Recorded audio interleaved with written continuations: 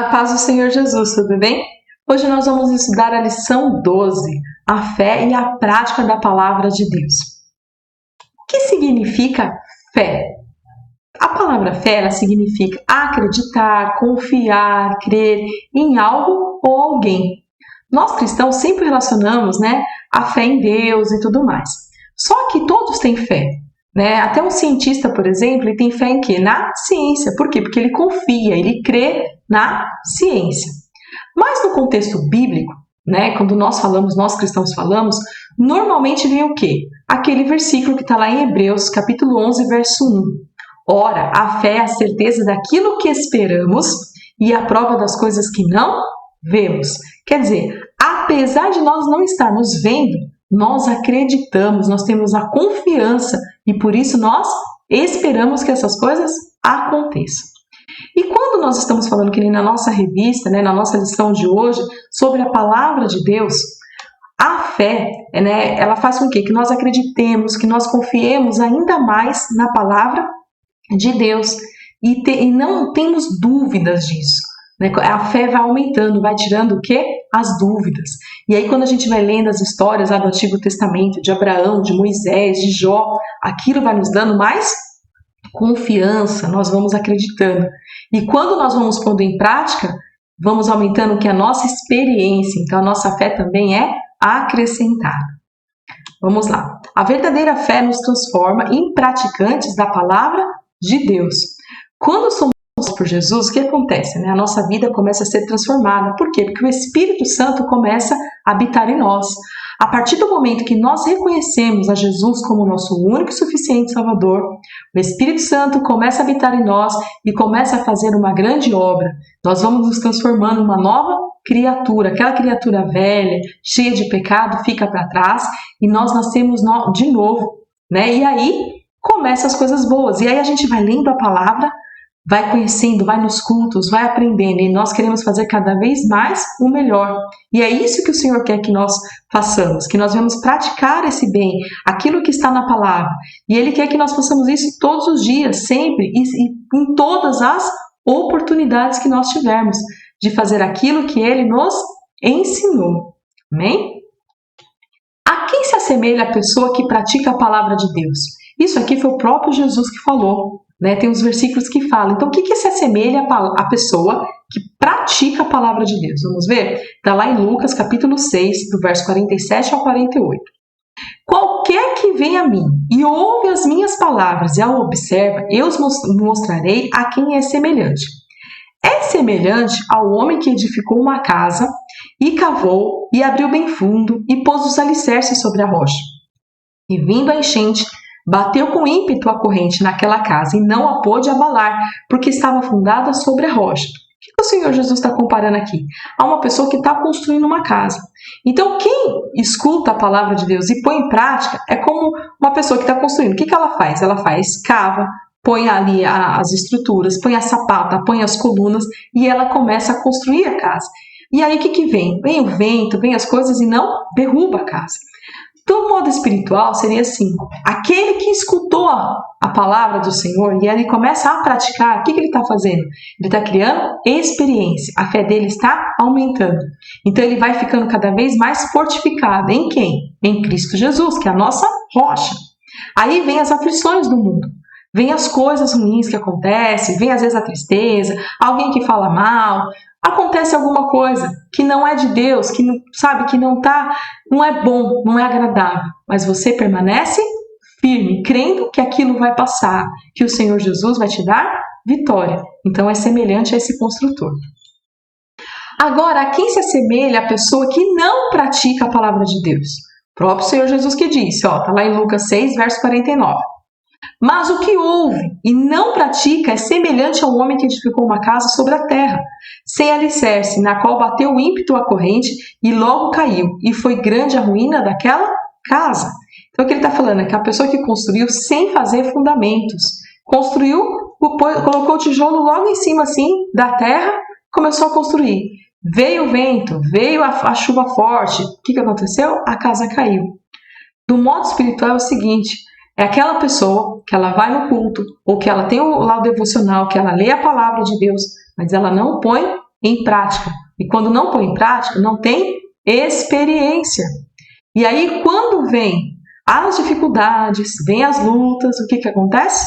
Ela logo se abate, ela logo desiste, né? Então ela não quer mais nem servir ao Senhor, muitas vezes, e ou se afasta, ou fica ali tristonha, não tem fé o suficiente, porque a fé, a gente escuta a palavra e põe em prática. Amém? A fé sem obras é morta. Assim também a fé, se não tiver as obras, é morta em si mesma. Mas dirá alguém, tu tens a fé e eu tenho as obras. Mostra-me a tua fé sem as tuas obras e eu te mostrarei a minha fé pelas minhas obras. Está lá em Tiago, capítulo 2, do 17 ao 18. Nós precisamos ter a fé, mas praticar o que? As obras. As duas coisas têm que andar juntas. Não adianta também eu só ter obras e não ter fé. Não adianta eu ter fé e não ter obras. Então tem que ter as duas juntas. Ok? Na hora que eu estava preparando a lição, isso aqui veio ao meu coração, a pregação do Evangelho e obras sociais. Tem pastores, tem pessoas que não gostam de falar de obra social. Não, vamos pregar só o Evangelho. Mas ao meu ver, e vendo o versículo que nós lemos, eu acho que tem que as duas coisas andarem em conjunto. Nós devemos fazer a obra social e pregar o Evangelho. Pregar o Evangelho e fazer o que? A obra social. Olha aqui esse versículo que também está lá em Tiago 2, do 15 ao 16. Se um irmão ou uma irmã estiver necessitando de roupas e do alimento de cada dia, e um de vocês disser, vá em paz, aqueça-se e alimente-se até satisfazer-se, sem poder lhe dar nada, de que adianta isso? O que ele está falando?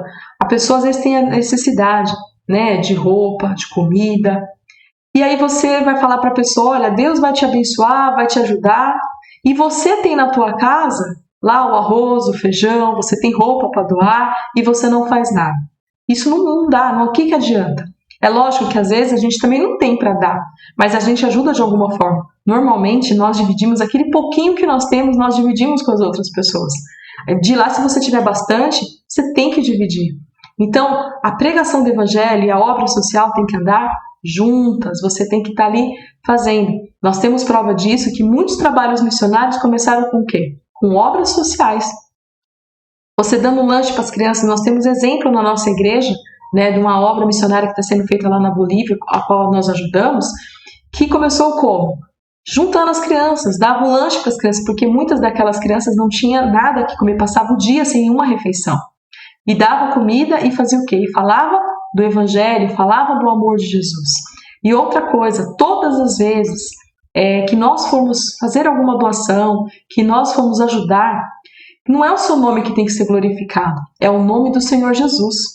Por quê? Porque se Ele te deu condição, se você tem condição de ajudar, é porque Ele te ajudou, Ele que abriu a porta do emprego, é Ele que multiplicou na tua casa. Então eu tenho esse cuidado. Todas as vezes que eu vou ajudar de alguma forma, não é a Renata que tem que ser glorificada. Quem tem que ser glorificado é o Senhor Jesus. Então eu sempre faço questão de falar, é o Senhor Jesus. É o Senhor Jesus que está te abençoando, é o Senhor Jesus que está providenciando. Por quê? Porque Ele me abençoou.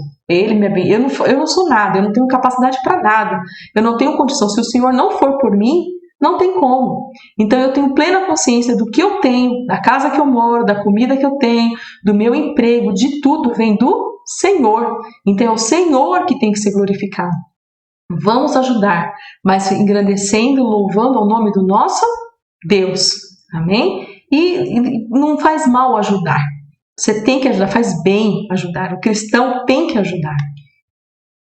Que nem a gente colocou aqui, ó, esse texto bíblico nos revela que devemos ter fé e também as obras. Vale ressaltar que as obras não salvam ninguém, mas praticar boas obras é dever do cristão. Tem pessoas que fazem muitas obras sociais, muitas mesmo, né? E elas acreditam que elas fazendo isso, fazendo bem, elas vão ser salvas. E não, salvação é outra coisa. Salvação é aquela pessoa que se arrepende dos pecados e reconhece Jesus como o único e suficiente Salvador. E aí, quando você é salvo, você faz o quê? As boas obras. Aí você ajuda, porque é um dever do cristão. O nosso Senhor Jesus nos ensina isso. Mas obras não salvam ninguém. Então, como eu disse, os dois têm que andar juntos. Fé e obras, obras e fé. Se tiver só obras, está faltando a fé. Se tiver só fé, está faltando a obra. Estão sempre juntos. Amém? É necessário ter coerência naquilo que se fala e que se faz. A gente já teve algumas aulas anteriores que a gente falou sobre isso, né? Tudo que aquilo que você fala tem que ter de acordo com o que você faz, com o seu comportamento, com as suas ações. Os frutos gerados por uma pessoa demonstram quem verdadeiramente ela é. Vamos ver aqui um versículo, Mateus 7, do 17 ao 21, que diz assim, isso aqui foi o próprio Senhor Jesus dizendo, assim, toda árvore boa produz bons frutos, e toda árvore má produz frutos maus. Não pode a árvore boa dar maus frutos, nem a árvore má dar frutos bons. Toda árvore que não dá bom fruto, corta-se e lança no fogo. O que o Senhor está falando aqui? Olha, a boa árvore dá bom fruto, e a árvore má vai dar mau fruto. Aquela que dá mau fruto, você faz o quê? Corta e lança no fogo. Isso aqui vai acontecer quando? Lá no julgamento final, na linha da salvação ou condenação, porque se você dá maus frutos, você vai ser cortado e lançado no fogo. Portanto, pelos seus frutos os conhecereis. Quer dizer, o Senhor está falando aqui, ó, pelo fruto que você dá, pelo seu testemunho de vida, pelas suas ações, a gente vai conhecer quem a pessoa é. Nem todo aquele que me diz, Senhor, Senhor, entrará no reino dos céus, mas aquele que faz a vontade de meu Pai que estás nos céus. Então, quer dizer, nem todo mundo que fica Senhor, Senhor, que dá glória a Deus, que tá lá, nem todo mundo vai ser salvo. Vai ser salvo aquele que fala isso e faz a vontade do Pai. Aquele que pratica, aquele que tem fé para praticar. Então, tem que ter coerência naquilo que fala e naquilo que faz, nos frutos que você está dando. Exemplos de bons frutos. Eu peguei aqui da revista, né, alguns exemplos. Existem, lógico, muitos outros. Aqui são só 3 para a gente estar pensando, ok? Então, não mentir. Quando você não mente, você está dando bom fruto. Né? Diz assim, ó, em Provérbios 12, 22. O Senhor Deus detesta mentirosos, porém ama os que dizem a verdade. Então, por mais difícil que seja, talvez você vai levar, se você contar a verdade, talvez você vai levar uma bronca daquelas, você vai ficar de castigo, ou você vai criar até alguma inimizade com alguém, mas não importa, fale sempre a verdade, não conte mentiras, nem mentirinha, nem mentirona, porque mentira é pecado, e não existe pecadinho ou pecadão. É pecado. Nem aquele tipo assim, olha, alguém liga para você, diz que eu não tô. Alguém, não faça isso. Fale sempre a verdade. Honrar pai e mãe. Isso aqui tem sido uma coisa difícil. A gente tem visto tanta assim, desobediência, tantos maus tratos de pai e mãe, né? Os filhos fazendo isso com os pais. Mas aqui em Efésios 6, 2 e 3 diz assim, honra teu pai e a tua mãe, que é o primeiro mandamento com promessa, para que te vá bem e vivas muito tempo sobre a terra. Olha, não importa se é pré-adolescente, se é jovem, se é adulto, se é ancião, se você tem pai e mãe, honra teu pai e a tua mãe. Para de malcriação, bater porta, mentir, ficar sem falar.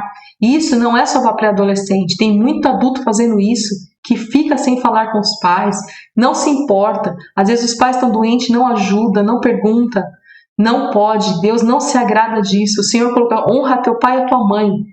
Eu casei e agora não tenho mais o que fazer. Não, você tem que honrar pai e mãe. Deus não colocou aqui um período, olha, honra teu pai e a tua mãe até você casar, até você sair de casa. Não, você vai ter que honrar o teu pai e a tua mãe por todos os dias, né? E é um mandamento.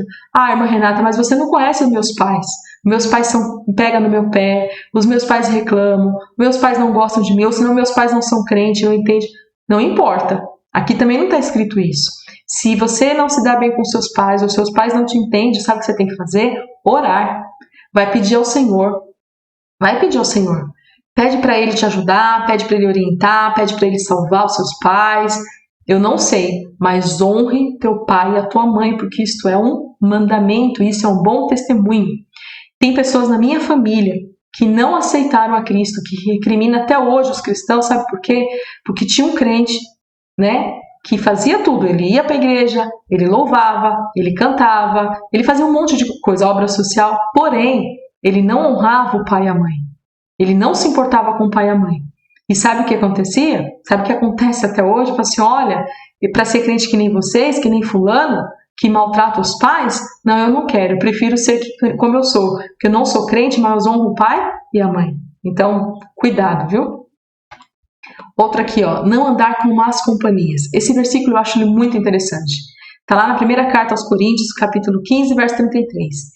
Essa parte aqui, ó. Não vos enganeis, as más companhias corrompem os bons costumes. Olha o que o Senhor fala, não vos enganeis. Por quê? Porque às vezes a gente fala, não tem problema, olha, eu vou andar ali com ele, mas eu não vou me misturar. Eu não vou praticar as mesmas coisas com ele. Engano seu. Engano, porque quando a gente for ver, a gente está misturado com esse povo, está fazendo coisas que não é do agrado do Senhor. E quando eu falo não andar com más companhias, não significa que você não vai cumprimentar, que você vai atravessar a rua. Não é isso que a gente está dizendo. Está dizendo que você não pode estar envolvido com essas pessoas. Você não pode estar andando todo momento com essas pessoas. Por quê? Vai corromper os bons costumes. A gente tem que estar atento para isso. Amém? Cristãos que dizem, ninguém manda em mim, faço o que eu quiser. Tá certo isso, gente? Claro que não. Verdadeiramente não são cristãos e é necessário nascer de novo. Por quê? Ninguém manda em mim. Lógico que manda. Faço o que eu quiser. Não, você não pode fazer o que você quer. Por quê? Porque nós somos o quê? Nós temos um dono, nós pertencemos aqui ao Senhor Jesus. Nós pertencemos a Deus. Nós somos, dele e ele é nosso. E nós temos que seguir o quê? A palavra de Deus. Então eu não faço o que eu quero. Negue-se, pois, o homem a si mesmo e siga-me. Então eu não posso fazer o que eu quero. Eu tenho que fazer o que? A vontade de Deus. Algumas pessoas podem falar assim, se você quer fazer o que você quer, ninguém manda em você, então, olha, sai da igreja, vai procurar. Não, eu não digo isso. Eu digo assim, olha, fique aqui na igreja, peça para Deus te ajudar, peça para o Espírito Santo trabalhar no teu comportamento, no seu temperamento, no seu jeito de viver, porque Deus é poderoso para transformar, Deus é poderoso para mudar.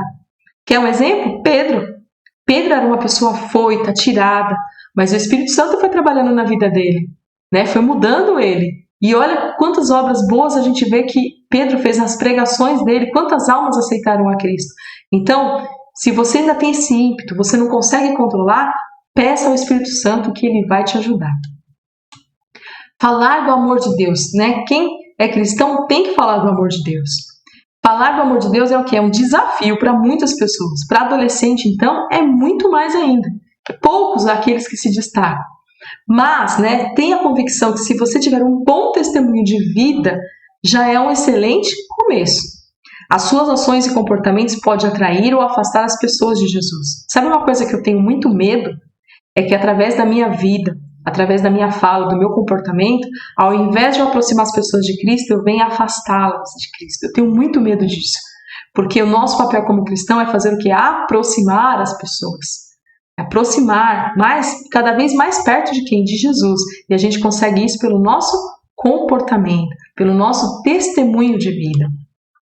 E um conselho que eu dou, vamos superar esse desafio de falar. A gente tem que falar e vamos anunciar o evangelho das duas formas. Como? Falando e testemunhando. Vamos fazer as duas coisas, porque é necessário falar.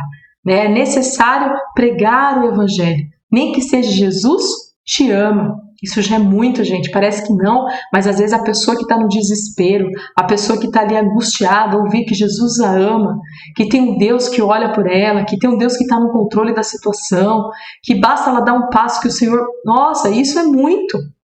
Amém? Vamos lá. E chegando aqui ao final, a conclusão da nossa aula, É uma aula para reflexão. É uma aula para a gente examinar. Sabe aquele versículo, quando tem a Santa Ceia? Examine-se, pois, o homem a si mesmo. É o momento da gente estar examinando nós mesmos. A gente não pode examinar o outro. Mas a nós devemos nos examinar. E ver se nós estamos com uma vida coerente com a palavra de Deus. Se a nossa maneira de viver confirma a nossa fé por meio das nossas obras. Se o nosso testemunho de vida tem atraído as pessoas para Jesus. Analisa, pensa na sua vida, pensa na palavra de Deus e vai ajustando. É fácil? Algumas coisas são fáceis, é muito fácil. Tem outras que é um pouco mais difícil. Por quê? Lembra que a gente comentou da nossa natureza pecaminosa? Mas não é impossível. Porque senão não estaria na palavra de Deus. Deus não pediria isso para nós. Então é possível. Então peça ao Senhor Jesus, tenha esse hábito de orar, seja sincero. Adolescente, ore com sinceridade. Diga ao Senhor: Senhor, eu não consigo. Eu estou com dificuldade. Me ajuda. Conta, abre o teu coração para Jesus. Ele é o teu melhor amigo. Antes de você contar para A, para B, para C, conta para Jesus. Isso é verdade. Ninguém às vezes precisa saber. Tem problemas que só basta você e Deus saber. Você vai lá e diz: Senhor, eu preciso melhorar nisso, nesse meu comportamento, nesse meu temperamento. Eu preciso amar. Você pode orar: Senhor, eu quero amar. Eu tenho dificuldade, Senhor, de relacionamento com os meus pais. Meus pais não me entendem, eu não entendo eles. Ora ao Senhor. Mostra para Ele, fala para Ele. E no momento da situação, quando estiver conversando, vai pedindo lá na sua mente, lá no teu coração: Jesus, me ajuda. Senhor, põe as palavras na minha boca. Senhor, me orienta. Senhor, como eu devo agir? E você vai ver grandes coisas que o Senhor vai fazer na sua vida. Isso é o quê? Colocar a palavra de Deus em prática. Amém? Terminamos a nossa aula por aqui. Que Deus os abençoe em Cristo Jesus.